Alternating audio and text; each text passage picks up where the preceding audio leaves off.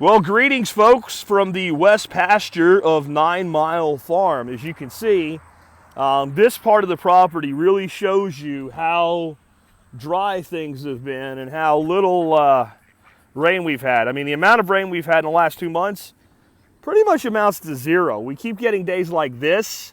It keeps raining over there. It keeps raining over there. It keeps raining over there. And it even rains the hell over there. But there's like a hole, like you see the clouds come over and they open up and go around us and close back in on the other side. We get no rain here. And that's not just my farm. I'm talking about this whole area. You know, it's probably a quarter of the northern county, Tarrant County. We're getting nothing. In the neighboring county, Parker County, we're just getting no rain. The storms are just falling apart out there in the west and then reforming to the east, but they're managing to hold together the south and the north. But I'm actually pleased with how it's holding up right now. One of the things you can see that we did so that I can access certain areas, I did bring the tractor over here the other day and I cut these paths in. And that's because if you walk through there, you end up with a million different seeds and stickers and burrs stuck to your socks and it hurts. That's a good thing. That's a seed bank. Sooner or later, it's going to rain. And unlike our neighbors, we didn't take all of this growth off. Of course, they didn't really have all the growth either. And this is actually protecting the land. And I haven't had the ducks over here for quite a while because it's been pretty brittle. But I figured it was time to bring them over here, bring in some fertility, clean up some pests. So they'll be over here for a week. They are fenced off from the bottom corner of this paddock because that's where the pond is. We don't want them down there because they will screw everything up, won't you guys? You know, it's amazing though, some of the trees we have growing out here, and that does have an irripan on it. Irripan. I know I'm going to get 100 questions. I-R-R-I-P-A-N. Irripan is an irrigation pan. If you're a member of my MSB, Marsh Creek Farmstead sells these, and you can get a discount on them in the MSB. But this is a red mulberry, and this tree is booming. And this tree, though, I mean, you can see why. There's the ducks' water poop pot. They use that, you know, about every third day they'll use that because we have, actually every second day, we have 6 of those and we move 3 of them around and they rotate every day so we don't overdo it in one spot. But every other day they're getting a, you know, whatever's left of a 15-gallon tub dumped in that little mini swale that goes down there. And it's probably 7 gallons by morning. They throw a lot of it out. But you see this mulberry here is unhappy. It would sure like it if this little bit of drizzle we have would actually become a rain. The one behind it getting shade, though, is even in better shape. These trees have been in the ground 2 years. They've never been watered once. And I think the reason they do so well is even though they get pounded with the western sun, they get shaded most of the day by that thing. So they only get that horrible sun at the end of the day. And there's probably some trickle down of moisture and nutrient from up there. That pomegranate I thought was completely destroyed and dead. It's coming back, so we'll see how it does. It's never been watered either. Here's where we have put in irrigation. But we've only used it twice this year. I actually watered the top 2 last night, so they got it a third time. But they're getting it about once every 3 weeks. I come in here and I water them for about 30 minutes because all I got to do is turn a valve and those hedge sprinklers come on. But, you know, there's one of our elderberries, but this whole thing was planted with black elders all the way through. And there's maybe 4 that have survived. You know, I guess this is really the stun method, as Mark Shepard would call it. There's one there that made it. There's one there that made it. You can see there's been a lot of death. So the elders have died. I put in bush cherries and aronias in the other berms, and almost all of them are dead.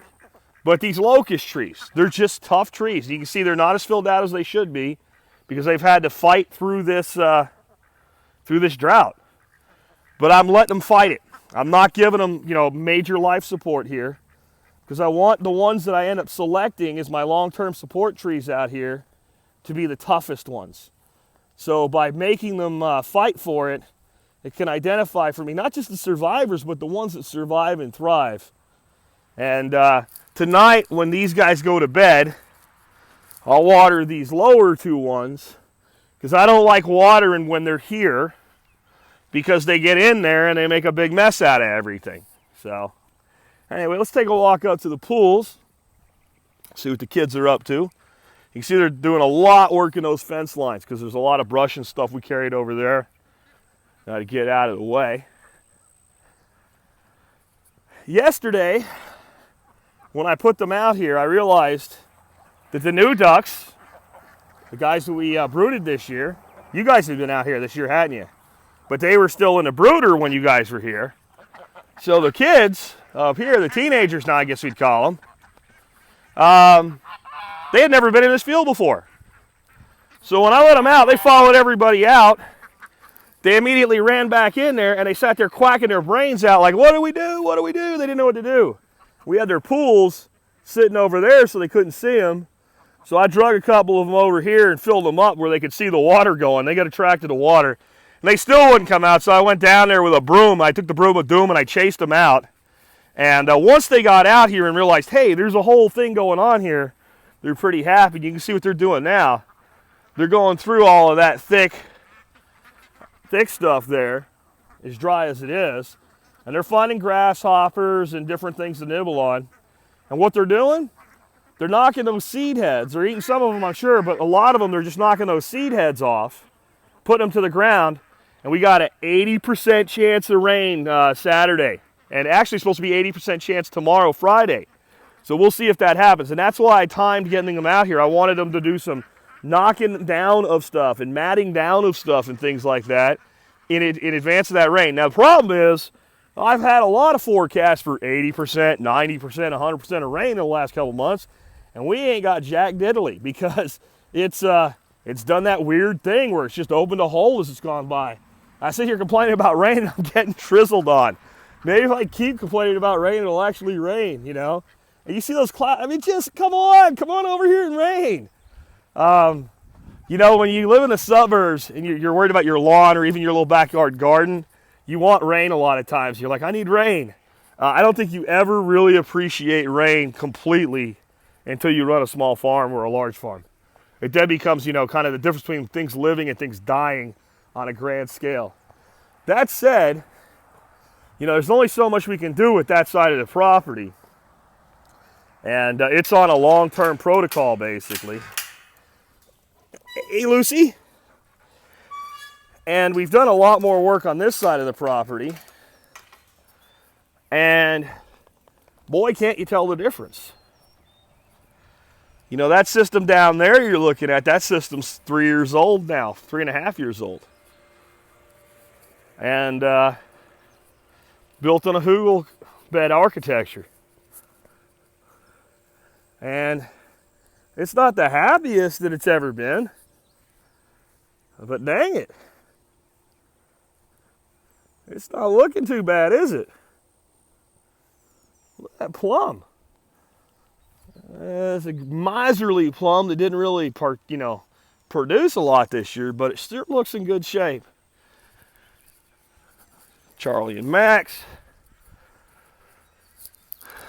That little island system's looking good. The grass is green here. I promise, I swear to God, we have not watered anything here. The fact that this is green blows me away. Absolutely blows me away. The power of Bermuda grass, I guess. Because like I said, we haven't had a meaningful rainfall here since, God, early February. And it's June 1st today. God, we need it. And remember, there's no soil depth here. Let's take a little turkey cam. Turkeys. Turkey. Yeah. You guys are looking good. I will be ready to stop raising baby birds again soon. I can't wait till these guys are big enough to free range. Basically, I need them big enough that the cats don't see them as targets. Because right now they're just not big enough to let free range for a variety of reasons, cats being one. They're not ready. I mean, most people would still have them in the brooder. They're about 2 weeks old right now. So most people are going to brood turkeys for about 4 weeks. And you know me, I believe in short-term brooding and getting them out into it. Basically, this is an outdoor brooder. I mean, if you look at it, we got the light off right now. But at night, they have their heat lamp. They've got that sitting over them to protect them if the sun comes out or if it does actually rain to keep you guys a dry spot.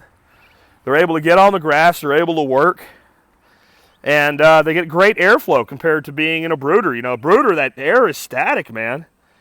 And they're protected. They're safe. Dana's been sleeping on the roof of this thing. And that's probably good. It probably helps desensitize her to them being new and different And she hasn't really been trying. Oh, there she goes. I just stepped on her. Hey, Dana. Kitty, kitty. She's mad now because I didn't really step on her. I kind of brushed her with my foot. But what's up, girl? And wife got this for the grandbaby. It's one of those pools with the built-in slides, and she put it out here last night. I guess today she's gonna, if it warms up, she's gonna take it up on the deck and fill it up and get the grandbaby in there. But when it's upside down like this, the cats have taken this to be a den for them. Let's come see chicken cam. You can see our baby chicks. They are feathering out nicely. And again, these guys are the same age as the turkeys. They're about 2 weeks old. Most people will brood chickens for 3 weeks. They've been out for the last 4 days. They go in at night. I'm not quite comfortable with these guys. One is because there's only 4 of them, so they have less of a huddle. And then 2 is, that's a really great cage that we've come up with, and I love the coating on it, but I don't feel safe setting a heat lamp on this. So I'd have to come up with some way to provide them heat. And then just since there's 4 of them, I mean, you can grab 3 of them in one hand. They're so little bantams, and put them in a box. And it takes me, 2 minutes a night to put them into their brooder overnight, and 2 minutes in the morning to bring them out. So it's just easier to do. But did you guys eat your mealworms? Yeah, they're gone, man. I gave a big old handful of mealworms, and they tore that up. So anyway, guys, we got work to do, don't we, Lucy? Lucy Lou. We found out what Lucy Lou is. If you don't read the blog, you might not know. You look at her, you think, man, is that a shepherd? It's not a shepherd. Not even a little bit. Some people said Kelpie, and she kind of has a Kelpie look to her, but you see those big old giant feet?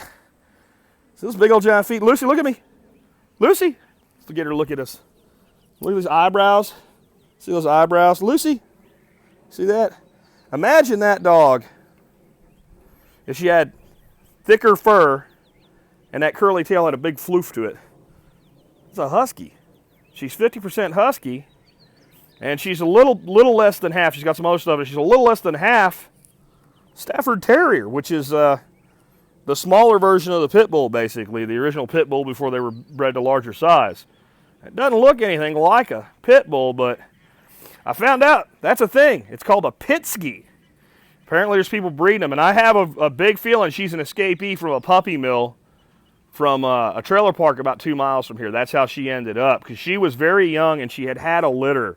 I mean, she was barely a year old, if that, when we found her, and she'd had a litter when we found her on the road. And I saw a dog that looked like her twin, only lighter colored, down there about a month and a half ago. I thought it was her for a second. I'm like, that dog's chocolate brown, not. And so I think that's what's going on. The Pitskey is a thing now, and people are breeding them as a niche market product.